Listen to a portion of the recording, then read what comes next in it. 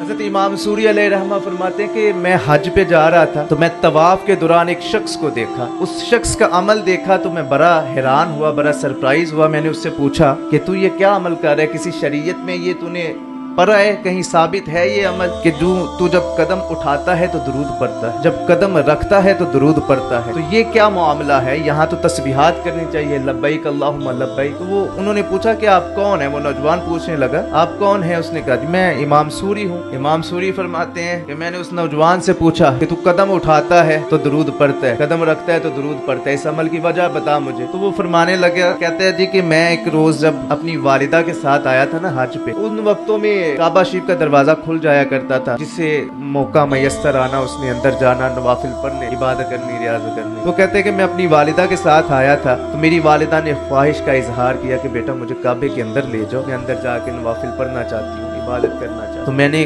کوشش کی اور مجھے کامیابی بھی مل گئی۔ جیسے ہی میں کعبے کے اندر داخل ہوا تو میری والدہ کا پیٹ پھولنا شروع ہو گیا، ہاتھ پاؤں زرد ہو گئے اور چہرہ سیاہ ہو گیا، اتنا سیاہ ہو گیا کہ وہ مرگ کے قریب آ گئی۔ میں بڑا پریشان ہوا، میں نے کہا اس وقت یہاں میں اس حالت میں کہاں لے کے جاؤں؟ باہر بھی نکالوں گا تو لوگ کہیں گے کہ پتہ نہیں کتنی بدکار گناہگار عورت تھی، تو یہ تو میرے لیے بڑی ندامت اور شرمندگی کا باعث ہوگا۔ تو کہتے ہیں ابھی میں یہ سوچ ہی رہا تھا کہ اتنے میں نا ایک نورانی چہرے والے سفید لباس میں ایک شخصیت نمودار آ کے انہوں نے نا دم کیا، پھونک ماری میری والدہ کے چہرے پہ، پھونک ماری تو وہ چہرہ میری والدہ کا پہلے سے بھی زیادہ روشن ہو گیا اور وہ پیٹ بھی اصلی حالت میں واپس آ گیا۔ تو میں نے، میرے ذہن میں مجھے لگ تو رہا تھا لیکن میں نے چونکہ کنفرمیشن چاہتا تھا تو میں نے عرض کی کہ حضور آپ کون ہیں؟ تو فرمانے لگے کہ میں اللہ کا حبیب حضرت محمد مصطفیٰ صلی اللہ تعالی علیہ وسلم ہوں۔